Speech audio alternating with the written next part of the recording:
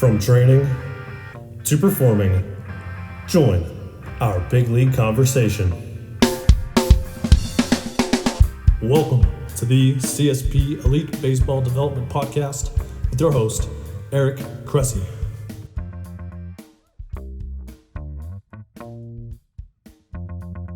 Welcome back to the CSP Elite Baseball Development Podcast. I'm your host, Eric Cressey, and this is episode 90. Today's guest is a really bright clinician who's had a profound influence on the health and human performance communities over the past 10 to 15 years in particular. And I think it's a really important podcast for folks to listen to in the baseball community, not just on the sports medicine side of things, not just on the strength and conditioning side of things, but also for players, parents, and coaches to really start to appreciate that asymmetry may in fact be a very normal finding in a baseball population. And he's going to give us some insights on how to appreciate it and how to manage it. So really good episode coming in from a really intelligent guy that I think will share some great insights for everybody. If you're a baseball pitcher, you know that keeping your arm healthy is essential. But with high training volumes on top of participation in games, that's not always easy. Overuse is a significant problem for players at every level of competition right now. Certainly, we see elbow and shoulder injuries as some of the most common overuse injuries in baseball. At the professional level, an ulnar collateral ligament of the elbow injury can result in an average of 17.2 months out of competition. For youth players, overuse is also a predominant mechanism of injury. If you miss out on that much time, you're also missing out on a lot of development. So really, at the end of the day, there are three ways we can combat overuse. First, you can reduce workload, and certainly there have been a lot of research studies out there on pitch counts. Second, and the theme of this podcast, is that you can build a significant level of fitness to prepare yourself. However, a third key approach that's often overlooked is that you can work to improve your recovery so that you can safely display the fitness that you've built day in and day out. And that's really where Mark Pro is an effective tool. Some athletes will even use it to warm up their arms before they throw. Mark Pro is a cutting-edge EMS device that uses patented technology to create non-fatiguing muscle activation. And this is what sets it apart from other recovery tools. Muscle activation with Mark Pro facilitates each stage of the body's natural recovery process, similar to active recovery, but without the extra effort and muscular fatigue. Athletes can use it for as long as they need to ensure a more full and quick recovery between training or games. With its portability and ease of use, players can use Mark Pro while traveling between games or while relaxing at home. We even have players that use it all the time on team flights to help them bounce back. We have plenty of pro athletes that use this, and players from every Major League Baseball team use it. Put Mark Pro to the test for yourself and take advantage of the great deal they have set up for our listeners through the end of May. Just head to markpro.com and use promo code Cressey at checkout for 20% off your order. Again, that's markpro.com, markpro.com, and use the promo code Cressey, Cressey, at checkout to get 20% off your order through the end of May. Today's guest has over 35 years of clinical rehabilitation experience. He began with a Bachelor of Science from the University of Nebraska-Lincoln and then moved on to the University of Nebraska Medical Center, where he completed a degree in physical therapy. Following graduation from physical therapy school in 1980, he accepted a position as a staff PT at the Omaha Veterans Administration Medical Center. In 1983, he was promoted to Assistant Chief and Clinical Educator. During this time, he also earned a Master's of Public Administration through the University of Nebraska, Omaha. In 1984, he accepted a position as Director of Physical Therapy and Rehabilitation at St. Elizabeth Community Health Center in Lincoln, Nebraska, where he served in a role until 1997. Then he began working with Inverse Technology Corporation as Director of Clinical Services. During this time, he was teaching courses across the country on patellofemoral dysfunction and protonics, as well as the first postural restoration courses. In 1999, he opened a private practice physical therapy clinic in Lincoln, Nebraska. And in 2000, as a result of his extensive clinical and professional experience, he established the Postural Restoration Institute to explore and explain the science of postural adaptations, asymmetrical patterns, and the influence of polyarticular chains of muscles. In 2011, he co-founded PRI Vision in Lincoln, Nebraska with Dr. Heidi Wise. PRI has grown to an entity that's educated thousands of clinicians from a wide variety of facets of physical health and performance. He's developed a strong interest in myokinematic, biomechanical, dental, and visual influences on postural and peripheral adaptation patterns. Please welcome to the show, Ron Hruska. Welcome to the show, Ron. Thanks, Eric. I'm very excited to have you because PRI has been a profound impact on my journey as a strength and conditioning professional over the years. And, I think one of the things that there'll be a good place to start on is, maybe speak to some of the origins of PRI. So where did it all begin for you? How did you stumble on this?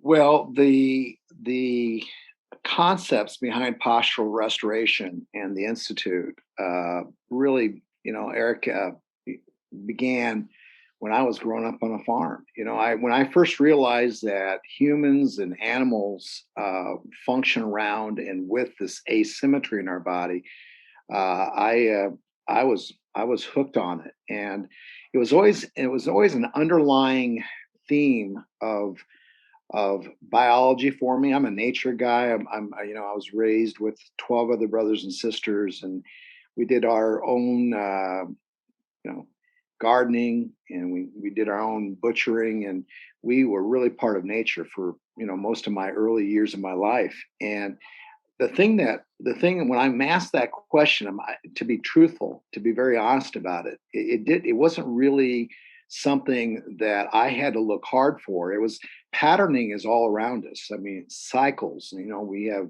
here in Nebraska we got four strong seasons. Cycling and how it relates to our rhythms of sleep and how it relates to our vagal system and how it relates to how we actually function and move and perform was always a natural thing for me. It was so natural. I was confused in terms of really what was I going to do in life with it. I made a lot of decisions in my life, good ones and bad ones. And to this day, I'm not sure how any of us can move forward if we don't recognize the things around us first, which I had that ability to do. So it started way back then. I went to school here in the University of Nebraska in Lincoln, and got my biology degree and my life sciences degree, and then went into dentistry, and then left dentistry, went into physical therapy, and got my master's in public administration. And I really, the one human element behind all that was humanity. I mean, I just loved working with people, and probably the next word would be just organization. How things work, evolve, and what do they use for frequency? How do we pattern off of it? And so those kinds of words are just my natural instinct, and finding people that like to talk about that, like to resonate around those words, is something I always look forward to and look for.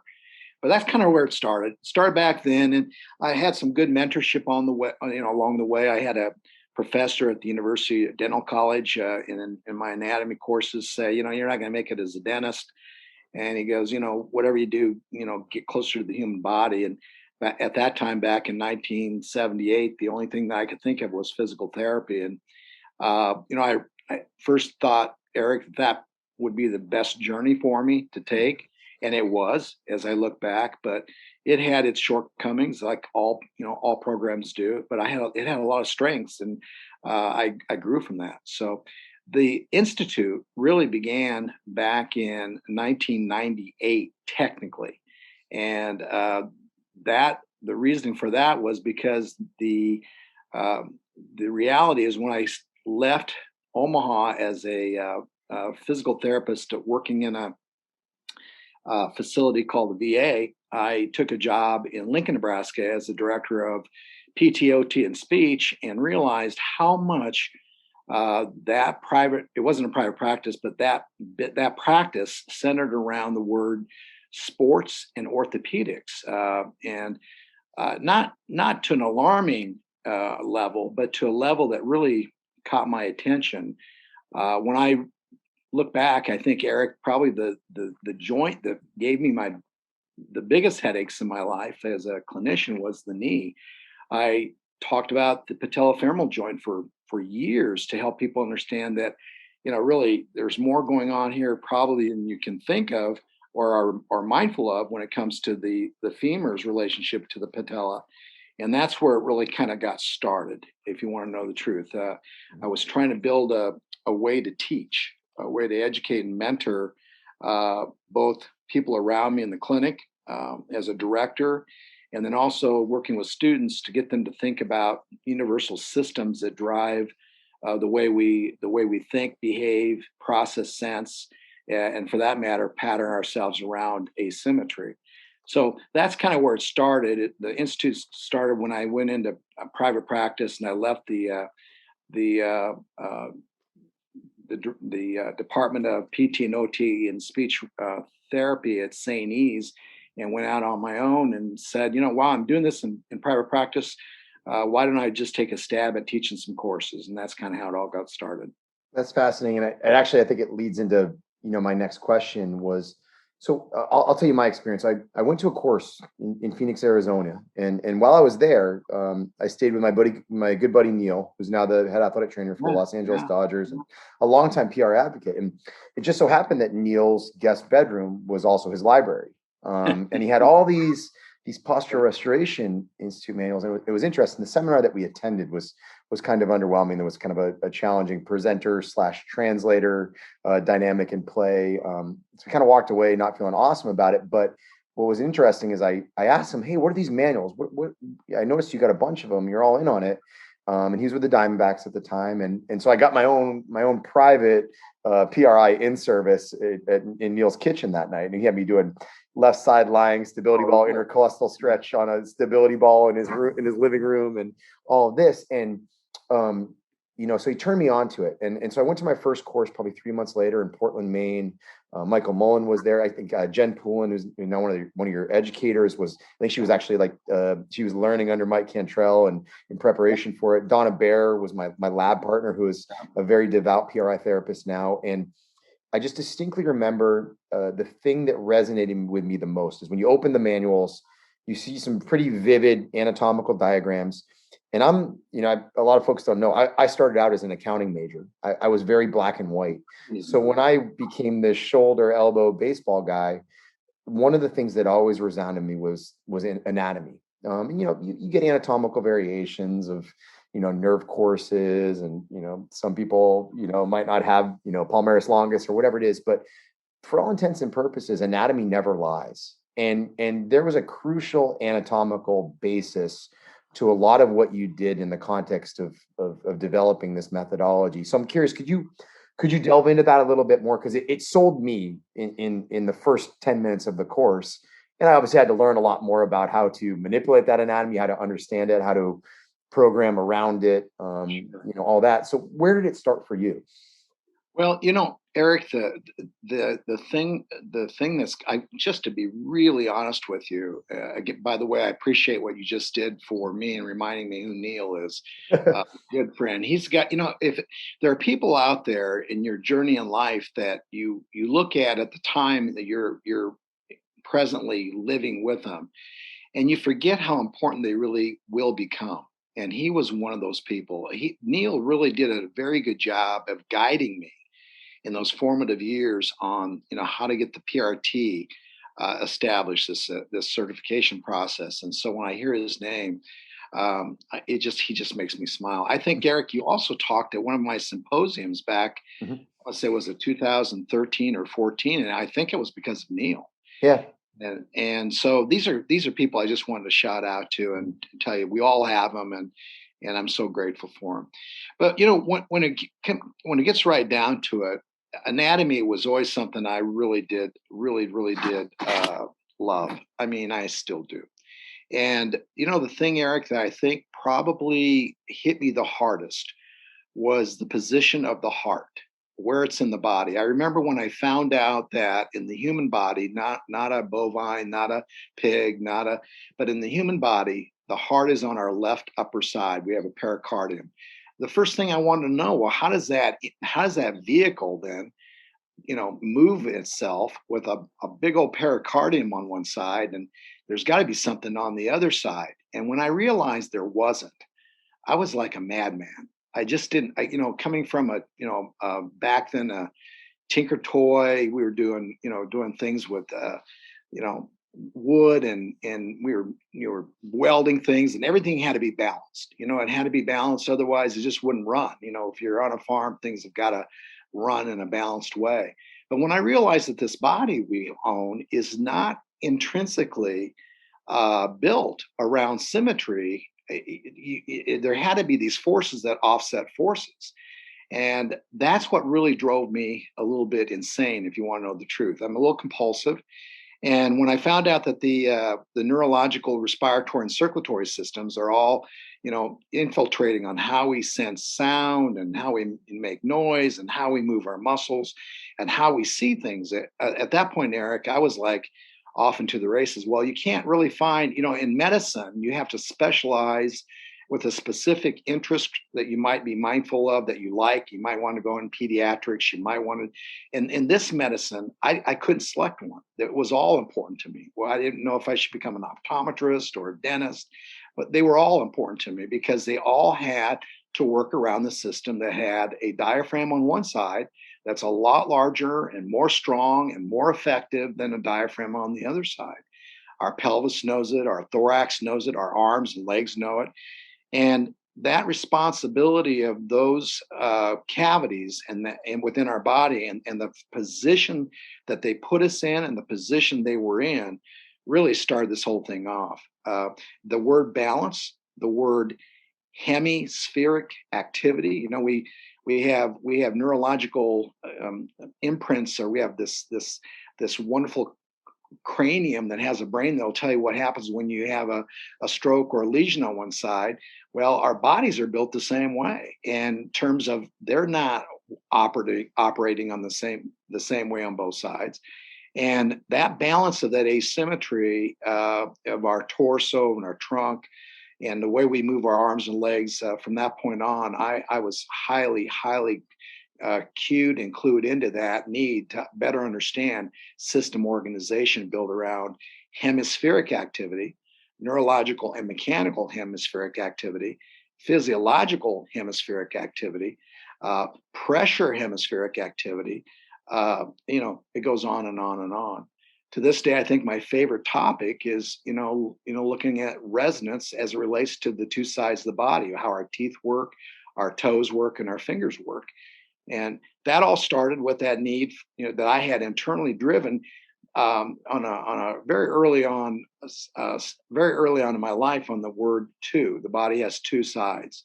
So when you take you graduate with a biology degree, the bi in biology, the two sides, the study of two sides, is really what I was after right away when I got out of high school.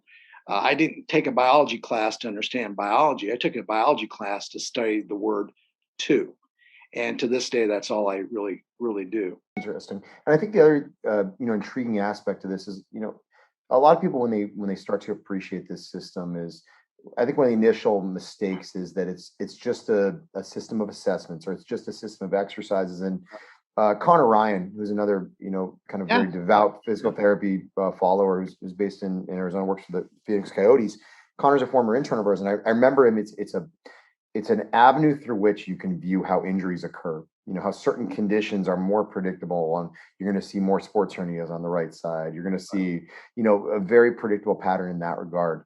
Maybe speak a little bit to what this predictable pattern of asymmetry is that you're seeing, and how it manifests itself in some of the classic conditions that you may see in an orthopedist's office. Well, some of the manifestations of this, Eric, that come up to my mind right away, I'll just kind of historically review a few, and you just tell me when you've had enough. The first one is, I think what I tried to do, being trying to be insightful and realistic about the way we all process new information. I've always tried to look at my 12 younger brothers and sisters, or people that I have families all around me, families here at work, families that are composed of people with similar interest, and those who have dissimilar interests. When I look at trying to engage with somebody in an orthopedic family, in a world of sports, in a world of athletic medicine, I try to look at it through their eyes, their lens, their perspective. One of the things that I think we all have is we have passion, and whether that passion is on how someone breathes or how someone fights off a virus or how someone moves functionally. You have something that draws you together as a family. And that community starts looking and writing and putting things in journals that editors have to review and help publish. And next thing you know, we got a lot of reading material. We got a lot of research. And when I start looking at the world of orthopedics, and I think some of the manifestations that I see that right off the bat, I could have had, and I did, I could have an impact on would be things that they are presently reading about, exposed to, going to courses on, getting mentorship from people who have a lot of expertise in it and success. What the first thing I thought of was the knee. And I had no idea how big the knee was to the orthopedic world back in the 70s, early 70s and actually 70s and early 80s.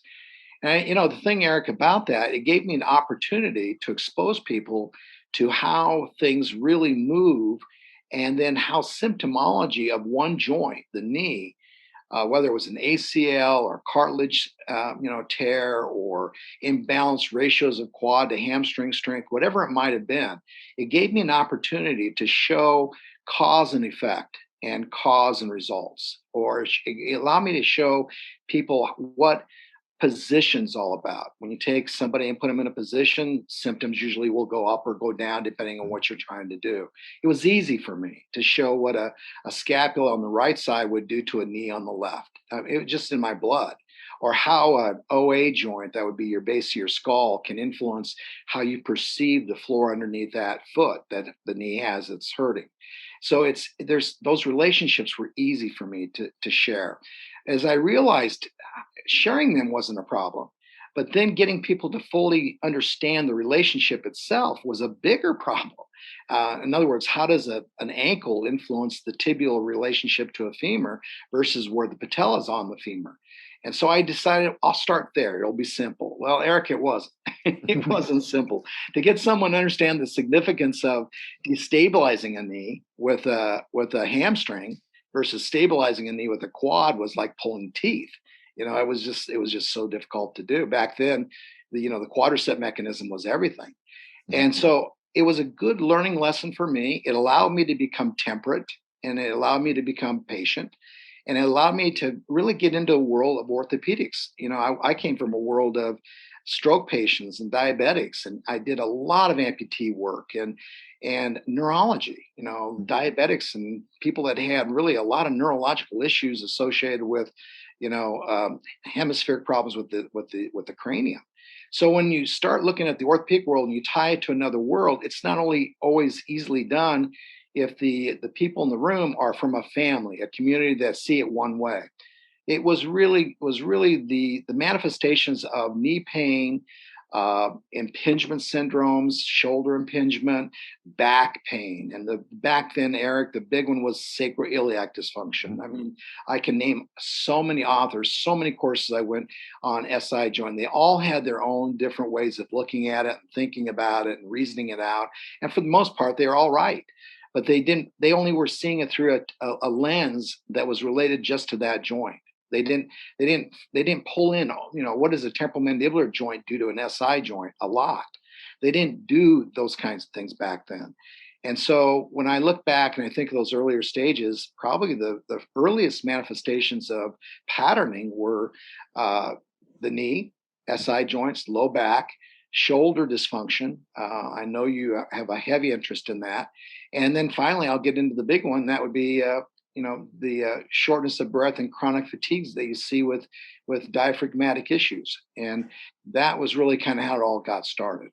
That's a cool segue into what I was kind of brainstorming. I mentioned anatomy as being one of the big draws for me initially, but I think the other thing that was intriguing with respect to my initial PRI coursework and certainly a lot of the stuff that gets discussed among those who are familiar with the methodology is there was a relationship among the body systems. This was not just an orthopedic approach. This was not conventional physical therapy, therapeutic exercises alone. It was, I expected to be attending a musculoskeletal conference, and instead I wound up with an education on everything from the sympathetic nervous system to the respiratory system and just about everything in between. So can you speak to these relationships and how PRI aims to impact this, synergy across these systems to, not just make people feel better, but also, optimize performance?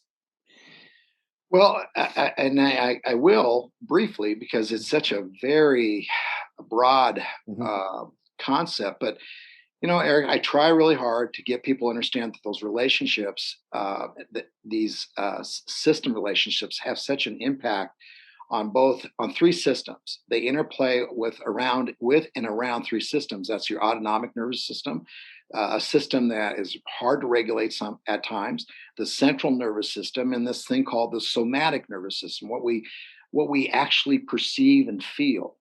And that interplay is all cortical. I mean, it's all cortical activity in the midbrain parts of our brain, where perception, proprioception, I'll use the word pleasure, physiology, psychology, and position or postural orientation all interconnect. Our cerebellum, our balance center is right there. It's all interconnected, and all of our behavior and these determinants of the behavior of our behavior are really performance. That's how we perform. And our performance is really not generated by what we like to do or not like to do, or by the genetics that we were given, or whatever it might be. It's really a combination. And any slight change in any one of those determinants can have a pretty big impact, a major impact on one of them, or if not all of them. And so that's a strong thing we have to always remember. We are better when we work with more people with different thought processes, scientific backgrounds, disciplinary mindedness. We're much better. And so is our body. Our body works the same way. It's not really a philosophical discussion, it's a scientific one. And so the more we get out of programs wherever our interests are and is, we need to be mindful of that, because, as you said, the synergy or lack of is really dependent upon what we're missing or not, and how we pull that synergy together. And it really starts with how you feel about things and what you sense, and are you with the space around you and with the space inside of you. And then the big one I always talk about, Eric, is how do you breathe, and how do you relate to your body with breathing. That's how we exist. Now, if you keep all that in mind, it's not that difficult. It's difficult when you make it that way. But if you really keep that all in mind, that everything is built around the first thing we did in life and the last thing we're going to do in life, and that is take a breath of air in and let it out. That's how we all evolve with movement and function. And every one of those systems I just went over, all those determinants that I just went over, are all influenced directly, not philosophically, not theoretically, but scientifically. Even the chemistry of our blood is directed by how and the way we breathe. So, if there's one way we can look at this, if we all got out of our programs with a very good, clear understanding, a transparent understanding of what really makes us react and act the way we do, it would be a really good understanding of the respiratory system. And that's kind of where I think I feel blessed that I had that. Before I got into anything I did clinically. I had a strong belief and a strong appreciation for that, and that's largely because of my mother. But that was a strong thing. That how do we breathe? How do we manage? How do we use that respiratory system to get ahead of life? How do we get it? I never smoked in my life. Lungs are precious to me, and I treat them as if they are my origin. And so, with that in mind, that's one of the reasons why exposure to PRI doesn't have to be difficult if you understand the underlying system in this anatomical machine we have is wired and driven by the breath that we take in and the air we let out. I remember a comment from, I can't remember who said it, kind of as a discussion point related to PRI, and they said, we'd rather breathe well and move like crap than we would move well and breathe like crap. Yeah, It's survival instinct. So, it totally yeah. is. So, I mean, Totally. let's get into the weeds. When you speak, kind of on an anatomical basis to, what are the positions that people get into from a respiratory standpoint that maybe have these musculoskeletal and sympathetic nervous system fallouts. What's the classic patterning that you're seeing that folks who maybe haven't been exposed to PRI need to appreciate? Well, and again, I'm trying not to go into a deep hole here on all this, but the most likely thing, if you have never heard of postural restoration, the most likely thing that you'll observe are people that really are not alternating well. Their arms don't swing. They look a little overextended. They look a little stiff and rigid. Their ability to make different pitches with their voice and express themselves. They may be even a little short of breath. But the physical manifestations that you might see, Eric, and I'm sure you're aware of this, is that you'll see a shoulder on one side, usually the right, lower than the left. You'll see a center of mass. The body actually will be more centered over a hip that's supportive of them, where the other hip is basically like a cane or a crutch. The left leg is usually the leg that you use to position yourself around your right leg. And it's not because your right leg and your right arm are your dominant legs and arms. It's because of the way that we are actually physically put together to manage airflow and mass flow. And so you'll see humans usually walk with a little more rotation through their right hip than the left hip when they're put weight on it. They'll find themselves in a position where their left leg is more in front of their right leg when they stop. They'll be leaning over to the left a little bit as their right shoulder's down to balance themselves over their right ankle. Their arm swing on the right side may not be moving back as much as it's moving forward, whereas the one on the left is moving back more than it's moving forward because they're trying really hard to get their upper body to, coordinate itself over the floor that they're standing on the right, more so than the left. You'll see things with their mandibles; they'll shift to the left usually, and you'll see things with their eyes, and you'll see dominance throughout the entire system. That usually is more right-minded dominance. In other words, your left brain's driving it more than your right brain. Lots of those things, as you study the human genome, if you will, if you study it, you'll see it. It's pretty apparent when you know what to look for. And Eric, in our institute, we look for that. And when we don't find it through tests and objective measurements, we know that we probably have somebody who's probably overutilized something, overcompensated, overpositioned something, overdriven something, and it usually leads into these words called dysautonomia or dyskinesis or dystonia or dysfunction in general. It's disharmony is really what it is. And when you get into that situation, you really have a person now that needs some assistance in regulating a pattern that they can't get out of. And that's what this institute really tries to do. And that is make people aware of the pattern they're in, make people aware that they need to kind of balance that pattern out and make sure they understand they will never be a symmetrical human. And no matter how hard you try, you weren't built that way. God didn't put you on this planet to be the same on both sides. But how you rest, how you breathe, and how you live with it is a gift. And balancing that out is fun, provided you know where you need to go to balance it out. And you just touched on something that kind of clicked prior to my next question is I come from a powerlifting background. I lifted at a pretty high level for a long time, and over it's get your air, big air. Like it's just yelled at you all the time. It's this constant state of get air in to create crazy intra-abdominal pressure, whether you're trying to, deadlift, squat, bench press, whatever it may be. Right. And it kind of drives this pattern of heavy extensor tone, right? Where, it's you put yourself in this crazy fight or flight response. But in the powerlifting world, they never really talk about the value of full exhalation. And I think, you've introduced these a tremendous number of different principles that have, profound impacts, but I'm not sure any resonated with me more than just this concept of being able to get air out. And I know it's been talked about in the yoga world and all of that. And, maybe this is a place where, multiple successful disciplines, coincide and peacefully coexist. But talk a little bit about why full exhalation and doing it correctly are so critical to not just the success of this philosophy, but also living healthfully?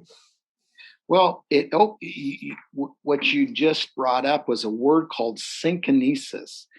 And synkinesis, respiratory synkinesis, was described by a guy named Lewitt. And it's basically a definition of being too close associated with both breathing and motor system movement. So, for example, what you just described was a form of respiratory synkinesis. When you hold your breath and do a Valsalva maneuver to pick something up, you are matching the activity with a state of respiration, and that would be called respiratory synkinesis. That would be fine if you're going to be working on lifting something where you needed Valsalva control from the intra-abdominal area and from the thorax itself for that activity. I'm not a strength coach. I've never been a strength coach, and this institute was never, designed, Eric, to get people to lift better. Really, that world is kind of a cool world. When you want to lift and get stronger, it would make sense to hold your breath, to take a breath of air in, tighten up so you can lift. But that would be directly in opposition to what a person running hurdles would need to do, or a sprinter, or a cyclist. That aerobic activity, that world, and is what we all live with. It's just getting out of bed in the morning and walking to the bathroom. Arm swing and appendage movement requires respiratory non-synkinesis, where you can breathe in and out anytime your heart desires, regardless if your head's rotated one way or your arms are, being pendularly swung at a certain time or not. So the issue is, can you get that respiratory alternation, air in and air out, as you twist and turn your body? Because as you twist and turn your body, the thorax and abdomen is going to change position. But if your thorax and abdomen is in a position of ongoing stature, which means if you took a breath of air in and both the ribs would flare out and you fill up your chest with air and you held it there, when you move your arms and you didn't have enough motion through the thorax and the abdominal region, now you're really walking with a respiratory synkinesis. In other words, you're moving by directing or not directing air in and out of your body. Some animals, like cheetahs, when they run, they'll take a breath air in and push it out to get faster. But when humans walk, we're not on all fours, we're on two legs, and we have to have the ability to move our air in and out of our body totally independent of our arm and leg and our trunk movement. And so there's the thing, Eric, that I think, quite honestly, I think really a lot of trainers and coaches and strength people don't really fully appreciate. This science that we look at in this institute isn't really directed on how to lift better, how to strength better. It's directed on how to move without effort. That's really what it's all about. We like to get people in states where they can rest comfortably, airways stay open, neck stay neutral. That doesn't mean they're going to stay neutral when you start moving and running or when you play basketball. But when you stop and you have 2 feet under you, you should resonate back and forth. Your brain depends on that resonancy, and your spine depends on that frequency that's necessary for rest. We have people in this country, in this world that we're in, Eric, that don't know how to rest. Mm-hmm. They're really carrying their body to bed in a respiratory synkinetic way. They're taking a breath of air in, their backs become extended, their neurological activity wants sympathetic drive for that extension, and they don't know how to shut it off. They don't know how to downregulate that activity. So it's a great topic to talk about because it really does distinguish what we do from other people out there in other programs. We don't look at DNS, FMT, FMS, FMT, FRC, and PRT, and all these acronyms from all these different movement programs. I really don't even want to compare myself to them. They're wonderful programs, but we're not looking at the same thing the same way. Our nails are different to our hammers. Our hammers are not trying to hit a nail. Our hammers are trying to let the nail, resonate without being hit. And so we're looking at things a little differently. And it doesn't mean it's wrong or right to do what you do when you hold your breath to lift, or when you extend your back, or whatever you might do with an anterior tilt or a posterior tilt. Those all make reasonable sense for the situation you're in. It's just not how we carry ourselves around when we do things aerobically, or when we move our bodies in I, forward locomotor movement. I love that point. And Ken Crenshaw with the Diamondbacks, who's probably one of the initial PRI folks in baseball. I remember Ken using the term playing for the tie. And that's, we're on a baseball podcast, and you really think about it, this is an inherently asymmetrical sport. You'll have people where baseball may bring them out of their natural asymmetries, and we have folks where, baseball brings them into their existing asymmetries and then throws eccentric stress and tissue shortening and all of these, fundamentally problematic things. PRI can be an avenue through which you play for the tie with these folks. It might not fix you chronically, but in the transient state, it allows you to bounce back, recover, and be quote unquote neutral prior to your next exposure. So I guess that maybe leads to my next question is where do you see PRI fit with strength training programs? Like, folks are always intrigued, they know that I'm a big supporter of what you do. And, we certainly see people that take it really, really far where, it heavily impacts, how they coach certain exercises. And for us, and I always say it's probably 2 to 3% of our population, but it's a profound 2 to 3% of what we do. Meaning it's a couple exercises on the beginning of a session. It's maybe the way that we coach some of the exercises that we've done for the last 15 years. It may be how we position our feet as we do a half kneeling face pull or something like that. Where do you see PRI integrating ideally with strength training? Do we use it in the warm-ups to get to neutral and then train in neutral and hope that it sticks? Or do you think that our programs need to be inherently imbalanced to address our, both our structural and our functional asymmetries? Well, it's a fair question, and honestly, I think if I were just to keep it very basic, it exists in a very good way if we think about what I just said regarding the human body and how you can integrate it in a strength and conditioning world, whether it be in a gym or a gymnasium or a workout site where you're lifting. The thing that comes to my mind right away is just this thing called sensory processing. Knowing that you have we all have to do things like adjust ourselves, tune in, reposition, re-regulate, and empower ourselves neurologically through respiratory activity and placement.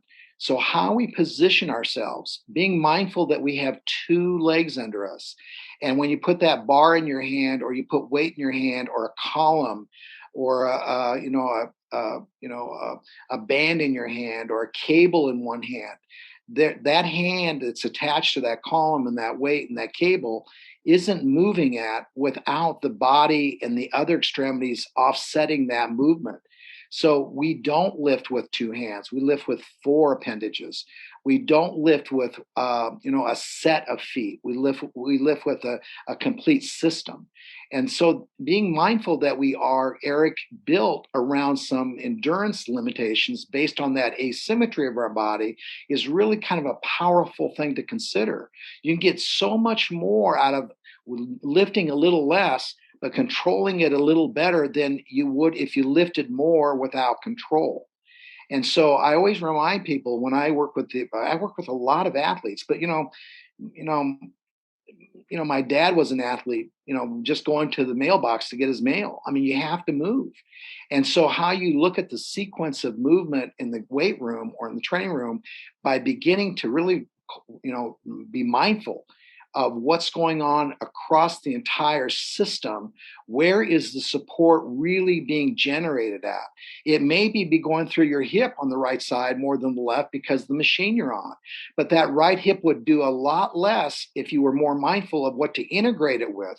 What should you be aware of with your peripheral sense of view? What should you be aware of what you're doing with your tongue and your mandible? What should you be doing with the side of your trunk when you bend or lean or list? These are all things that you can really, and I know a lot of those strength coaches that have taken PRI classes are really tuned into that. How do I get a position better established to enable someone to do something with a little more freedom to move by making sure that I give them more exposure to the sense that they can move better with. The word is really, Eric, the word is inhibition. We don't facilitate strength. We inhibit the activity that facilitates that strength. So if we're facilitating, and facilitating, then more than likely we're doing things, lifting and empowering things under a lot of abnormal and unnecessary demand placed on our body. The more we lift smartly, the more we're sensory process minded, the better we're going to be in carrying that activity with us once we get done with that process. You said it very well. People, when it's you want to be able to walk away and carry some of that neurological processing with you. And to do that, you have to pull in or push with. I'll use those two words: pull or push with as much sensory processing you can to maintain the desired state neurologically, physiologically, and physically that you want when you walk away from that activity. Effort is built off of inhibition. Effort's not built off of, facilitation or disinhibition. And so the more you want to do with the less that you want to do it with requires these concepts. And the big one that I think is really important for any of the youth that's listening to this is to be mindful that when you do something, you have four extremities to work. Use all four. Even if you don't think you're using the other two, you are. Just be mindful of that. Are you bending your knee correctly? Are you keeping your back relaxed? Are you positioned, or is your center of mass directly between both of your hips and legs? Is one turned out? Is one turned in? Are you twisted? How do you see what's around you? What makes you feel better in terms of sense of what you hear and what you feel in terms of what I call this undulating movement? Are you feeling the floor vibrate? Do you have shoes on that are over supportive or under supportive? So I'm just throwing a lot out there, Eric.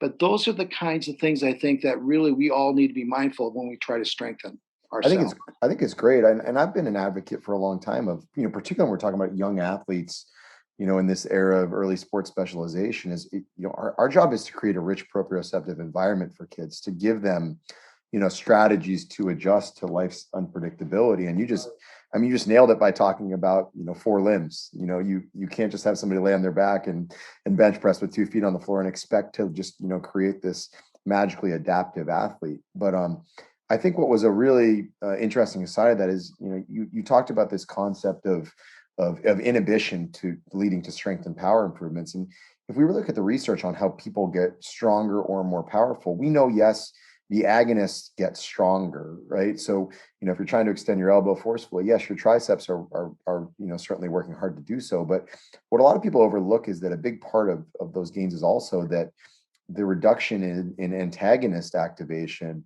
is a vitally important part. And what we know is that when a joint is inherently out of alignment, your antagonists are going to be firing on all cylinders just because they're trying to create a protective, element to that. You're effectively slowing down the movements. But I think even building on that is, when you're strength training, when you're out of alignment, you're creating instability, right? Your posterior cuff can fire all at once as you internally rotate your shoulder, but at the end of the day, you've got some glenohumeral ligaments that over the course of time will get looser and looser. And I think that's such a vitally important point when we talk about using the warm-up periods to find an element of neutrality so that A, you can reduce antagonist activation, and B, you can not have to rely on these passive restraints to effectively protect the joint from hurting itself. Correct. Yeah. Yeah. I totally agree with you. And I think uh, I have I have a more of a concern for those people out there who forget about coexistence of things. I mean, like you said, being mindful that you got four extremities. The thing that I think we also forget, Eric, is when you start talking about agonistic and antagonistic uh, effort muscle, whether it's an alpha, gamma bias system. We all are biased with more antagonistic activity on our left than our right. we're agonistic people on the right. We have antagonistic muscle to the muscle on our right, but we have definitely more antagonistic muscle in, if you will, conceptually on our left. Scientifically, the research will tell you, our biggest agonistic and antagonistic activity is what's going on between the two sides of our body. So when our right side of our body works, it's like having an agonist and let's say a humeral bone, an arm bone. You have biceps on one side, triceps on the other. I often teach youth this. I say, now think about this. If we have one muscle on one side of the arm bone flex the elbow and the other one extends the elbow, they work against each other, but they coexist. Mm-hmm. Now, we have the same thing in our spine.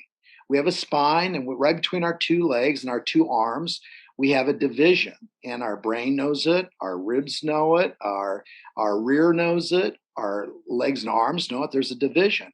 On one side of our body, we like to extend more. On the other side of our body, we like to flex more. And that would be like flexing on the right, extending on the left, or flexing on the left, extending on the right. When you look at the body and the way it's built, we all like to stand more on our right side. Now, when I say stand, I'm talking about we like to position and posture ourselves over our right floor, which means that our right side likes to hold us up more than our left side. So if our right side likes to hold us up more than our right side, whether it's a bicep or a hamstring, or excuse me, whether it's a bicep or a tricep, it's activating more than the other side, which means the other side is kind of like a slave. It's just helping you stay there. It's antagonistic activity is minimized by the dominance of the agonistic activity. And so if you compare our bodies to actual muscles that agonistically, antagonistically work, that's what we do in this institute. We're trying to get that left agonistic right side of your brain powered up, because the left side likes to run things, including language and some logic. So to get that right brain to get that left side to fire up, we've got to decrease that agonistic drive on the right side by making it more antagonistic, by inhibiting it more. And so that's what this institute does. We look at the respiratory system that allows us to do that, allows us to balance ourselves out so we can alternate from side to side. Otherwise, all the things we learn in school about anatomy and biology and human performance, we assume that is existing on a body that has two sides that are very similar in terms of coexistence. And that's not how our bodies were put together. So I just took it to a different level. Did you see what I did there, Eric? I think it's great. And, it leads me to the next point is, I mean, I'm sure you recognize it, right? Some of the names they're long and elaborate, right? You see people blowing up balloons, right? And some of the stuff is, I'm sure by your own, admission is complex, and it has to be, because we are not, the human body is very complex in the interrelationships among systems, and in the fact that the anatomy is not as we perceived it in a lot of these diagrams that we learned in school. And so I'm curious, where do you think PRI has been the most misunderstood? When someone gets exposed to it and they immediately, go in the other direction because it's too complex or whatever it is, where do you think, folks have just not given it the benefit of the doubt for whatever reason? It's really tough for me to answer that, Eric. And I think about it a lot. I think about, anything in life that you have to work hard at, you have to work hard at. In other words, if you have to work hard at understanding someone's position on a topic, and it's a scientific topic, the one thing that I do think maybe I could answer in this way, exploitation to a point of no return. Someone who just says, I can do this with PRI, but I can't go any further. This human nature. Philosophically speaking, I don't believe studying or observing and considering human asymmetry or neurolateral function is really a theory. It's a study of science. So applying this in a scientific way across many different fields of science does not make it philosophical either. But I suppose, people, when they consider PRI a philosophical thought, it becomes a philosophical thought. But the outcomes received by, our algorithms, our tests, our techniques, et cetera, are teachable, explainable, repeatable, and they're scientifically based. So not a program or institute, it's not a program or institute that I built off of theory or opinion or philosophy. So it's a mystery for a lot of people because we didn't get it in school, Eric. We weren't taught that the body is asymmetrical in a functional performance class. We didn't get that. So it's when you compare it to strengthening and releasing tissues and stretching programs to change purpose and reasoning outcomes, it can become very confusing. And that's why we work so hard, Eric, to clarify and teach, explain people on why we do the things we do. Because if you start adding this test to another test, now it's not scientific. There is no research on that. So we try really hard to keep these tests clean and the techniques clean. Otherwise, you have what we call overutilization, and then overutilization results in very poorly predictable and poorly stated and seen outcomes. So the science behind our asymmetry, the thing that I probably think that is difficult for most people to grasp, is that does asymmetry have that big of an impact on outcomes?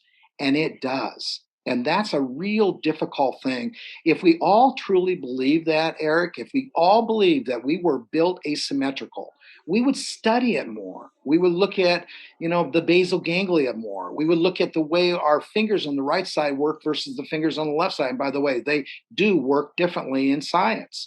And how our feet work the floor differently than the feet on the left side. And by the way, they do work differently in science. And so we would study that more. And once we get our degrees, once we get out there and we're successful, what we do to go back and relook at this in the light that I'm sharing with you this afternoon is difficult for a lot of us, including me, because I'm still learning. I learn something new every week about asymmetry and what I would call lateralization. So it's challenging because it's a nuance. It's a novel way. I often think, Eric, think of the 23rd, 24th century, millennials out there. They're going to look at what we're doing back in the 19th and 20th century and 21st century, and they're going to say, wow, those were the growing painful years. I mean, they were still talking about patellofemoral joints. And so it's evolving. I like to think we're moving in directions that are multidisciplinary minded, which means they're less challenging. If you pick one of them as a discipline, it's going to be challenging. So if you're an orthopedic person, it's going to be challenging. If you're a neurological patient, it's going to be challenging. If you have to put it together and look at the entire system, and then it isn't as challenging. Absolutely. Now, I guess by the other end of the spectrum, with every philosophy, sometimes people take things too far and become zealots. So I've had people who have read my articles and say, Cressey doesn't believe in overhead pressing for anybody. I'm like, oh, there's a lot of different kinds of way to overhead press. And there's a lot of different people out there who have unique structural adaptations and functional adaptations. So it's not necessarily that simple. I'm sure you've seen people, who have been to courses or, read your stuff or watch videos on YouTube from afar, and maybe they've become zealots or they've taken it in the wrong direction. Where do you, I guess, from afar get frustrated? Where has it been overutilized or even misutilized by some of the practitioners that have followed the science? I think it follows up on the discussion I just had with you. I think when it's thrown, the thing that there isn't just one area, Eric, but I do understand your question, and I do understand the person asking it too. Eric, it's frustrating when you see those things happen. But in my mind, with Pure Eye, the thing that probably makes me the most frustrated is when I see it compared to other strengthening programs or other stretching programs or a myofascial program. Do you follow me, Eric? Absolutely. It wasn't designed for that. Our bodies weren't just designed for that. They're all interrelated, obviously. And, some people will put a technique in PRI right along with a myofascial release technique. And I totally understand why they're doing it, or a strengthening program technique of someone else's. And I totally understand why. But if you look at maybe the two techniques, they're completely designed for different reasons, for different thought processes, and for different processing of information, sensory information. It kind of waters it down. Do you know what I mean, Eric? It takes it Absolutely. and puts it into a format where now it looks like different Kool-Aid. Not that it should have ever been Kool-Aid. It should have been the sugar and the water and the color agent. It has ingredients, and when those ingredients get mixed around, then it's misconstrued, and that happens, as you said. It happens. That's not unique to PRI. It happens in other programs as well. So the thing that bothers me the most is we forget about that. This body of ours wants fluidity, it wants flexibility, it wants flow, those three F's.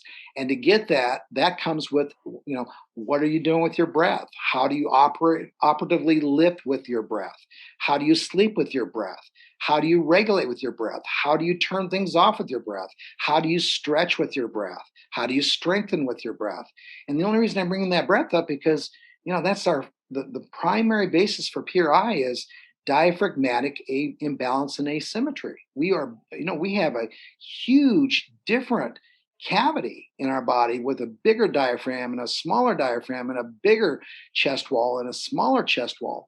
So when it gets lumped in with everything else, Eric, yeah, it does get a little frustrating. But you know what? I smile. I'm just glad they're thinking about it. No, it's good publicity regardless. But I think it also, to some degree, it underappreciates something that you do actually a really good job in courses of outlining is this is not meant to take the place of massage therapy. It's not meant to take the place of, a lot of conventional physical therapy initiatives. If anything, it's meant to be very complementary in the sense that doing this correctly might reduce the amount of time you need to spend working on a subclavius or a pec minor or some of those things. I've always appreciated that you and your instructors have done a very good job of highlighting interdisciplinary integration is an actual course you put on. There's a reason for that. Correct.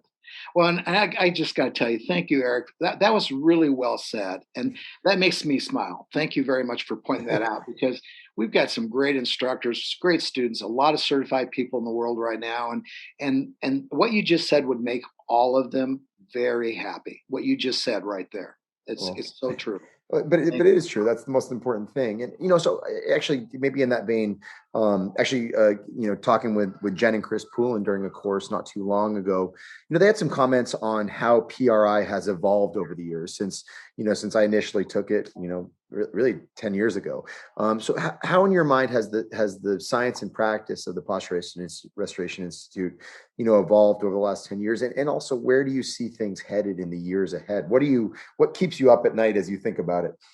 Well, again, it's just wonderful you even asked the question and it gave me an opportunity just to comment on it. One is, when I started this institute, over 20 years ago, the thing that I really want to do is get some people in some chairs just to listen, or better yet, engage with would be the word. So, I really had to hit home with things like orthopedic management, and good, things like origins and insertions of muscles and how do muscles work in patterns, so we define what a pattern is, and polyarticular muscles that go from one side where another muscle starts or ends. Got into that, just basic concepts of what we would call synergistic movement. And then once we got into that over the years, with our three primary courses on pelvis and how we breathe, postural respiration, and the myokin course on really the function behind, what our spine sits on, called the sacrum and the pelvis. Once we get through that, we can now move into directions like forward locomotor movement, impingement and instability discussions, interdisciplinary mindedness discussions. We're now in our tertiary courses, which are courses that are definitely where I wanted to start this institute. And that would be the neurology behind biasness, biased biological behavior. The B's, the biased biologic behaviors. And to look at hemispheric activity, you have to have a good appreciation of a skeletal format to apply it to with muscle. And that's what those early years in this institute really provided us, structure that we could go to now and look at, universally with other denominations of disciplinary medicine and neurology. And that would include our friends in the dental community, chiropractic community, and the fascial community, the myosseous people. And they're wonderful people. And I feel like I'm all of those. My background is really osteopathic. So when I look at that and I think about the future and where we're at today, we're actually now, Eric, having interest in people wanting to go to courses that are now that are very cortical driven, functionally cortical driven. I'm giving courses to people interested in the neck and its relationship to the oral cavity and the pharyngeal cavities, our nasal, our autonomic activity, our nitrous oxide activity, our brain. We're giving this course on Parkinson's and basal ganglia in a few months at our symposium, our spring symposium. And the things that I'm really excited about this year is our voice, our voice resonance course that's going to be offered in October. So we're really getting into what we would call, other areas of discipline that has an impact on posture, an impact on respiration, and an impact on strength and training. And so that's really where the fun's at. Because at that point, you can sit in that chair and be around a community or a family and all appreciate this understanding of how this asymmetry is really processed out before you even took the first course. And you'll see the relationships of things that maybe to this day you have not been successful in, one, clinically assessing or clinically treating, but two, in getting people's symptomology to become reduced. So now you're going to be better prepared to figure out, does that person need a splint for their mouth to sleep at night, or for their mouth to turn their head correctly with, or even to talk with, or does that person need a speech therapist or a voice instructor? So it just leads into what I would call, the worlds around us, the people in our backyard and our communities that we can go to and get so much help from. Eric, the number one person out there that we can go to right now and get help from doesn't have to be necessarily another strength coach or trainer, but it could be your dentist. It could be a shoe salesman, people who understand, what feet and teeth, for example, or eyes do to the way you perform. And that's what I think this institute's really going to do in the future. It's going to be a really tight-knitted scientific community of people working together to manage this dysfunctional state humans get themselves into by becoming one-minded, one-sided, or uni-threatened, like you said earlier. So that's not what we're supposed to be doing in this world we're in. But thank you for giving me the opportunity to go over that. I love that. And kind of maybe starting to wrap things up. So when I first took PRI, I took myokinematic restoration first, which is, I think, traditionally the course that most folks start with. And I struggled with it. I understood the principles, and I fell in love with, like I said, the anatomical basis, the interaction across systems. And I went back and I kind of floundered for the first couple months. And I went back to postural respiration, and all of a sudden I had my facepalm aha moment, because I realized I hadn't been stacking a torso on top of the hips I was learning about, right? I just didn't realize how critically important it was to control for rib positioning and all that stuff. And, I went back after that, and I realized in hindsight, that was a lot of my upper extremity bias, is that I probably needed to look a little bit further up the chain before I went, further down. And it would have maybe stuck for me a little bit better. And I'm not sure if I'm unique in that, but I am curious. What's the best roadmap in your mind for PRI? What courses should folks begin with? Where would you recommend they go from there? And then, is there a place where it's appropriate to stop if you're a strength and conditioning coach or an athletic trainer who, maybe doesn't, know how far down the rabbit hole is appropriate to go? I think any one of those courses that you just mentioned, Eric, I want to just commend you, because you go way back. I mean, you've looked at this you've always had an open mind for these kinds of activities. I'll leave it at that. And the fact that you said the aha moment, you're a mentor to a lot of listeners out there, and your aha moment was the posture restoration course. That might be that might be the course that, most of your listeners would think about going to, because your field of interest is similar to probably theirs. It's a great course. It's a good course from the standpoint of introducing things that we talked about this afternoon on this podcast. Now, if you're interested in floor dynamics and ground dynamics and hip dynamics and how we carry ourselves with asymmetry, with groups of muscles that turn us and rotate us and lift us, that would be the Mile-Kin course. And that's a wonderful course to go to, especially if you're really interested more in the athlete that's on the ground, not in the water, but on the ground. Basketball players or runners. I mean, I cannot help but think you're going to get a lot out of that Mile-Kin course. And what's interesting, Eric, these courses really haven't changed over the last 25 years. The concepts are the same. The research out there, we're always trying to update, but the scientific application of principles are the same. The body doesn't change just because an institute's growing. The last thing I want to say, if for those of you who are interested in pressure, if you're interested in intra-abdominal pressure and thoracic pressure, take the pelvis course, because our pelvis really is the course that allows us to start thinking about inlets and outlets of the thorax, and inlets and outlets of a pelvis, and flow, if you will, of pressure. We work around pressure. And if there's one thing that probably we aren't mindful enough of, is that there's pressure around us, but that pressure around us is always managed by the pressure we produce in us. And that would be a wonderful course to go to, because it really ties in both Mile-Kin principles with postural respiration principles. So that's another good primary course to consider taking. All three, I can almost promise you, Eric, if you take one, you're going to want to take the other two. And I would probably encourage you to, just go to our website, read about them, go to the courses, read a little bit about what's offered by spending 2 days with an instructor, and you'll leave, I think, knowing right away where your interest may lie. That's awesome. So folks can learn more about you at posturerestoration.com.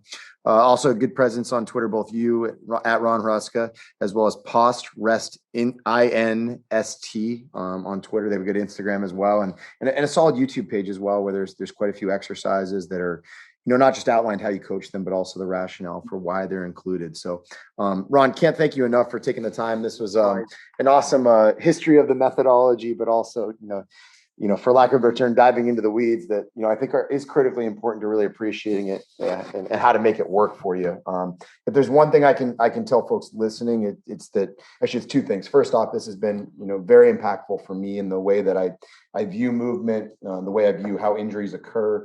But I think just importantly, the thing I want to emphasize is don't give up on it. It's not easy up front, but it is critically helpful to what we do on a daily basis. So you have to be willing to set aside the time to appreciate the anatomy, appreciate the finer subtleties of how it's coached, and it can be a game changer for you. So Ron, thanks so much for taking the time. And Eric, thank you for your support, your kindness, and your request for this podcast. I enjoyed it. This was a blast. We'll talk to you soon. Thank you for joining us for another episode of the CSP Elite Baseball Development Podcast. If you enjoyed this episode, we'd be thrilled if you'd consider subscribing to the podcast and leaving us a review to read on iTunes. We welcome your suggestions for future guests and questions. Just email elitebaseballpodcast@gmail.com. Thank you for your continued support, and we'll see you next episode.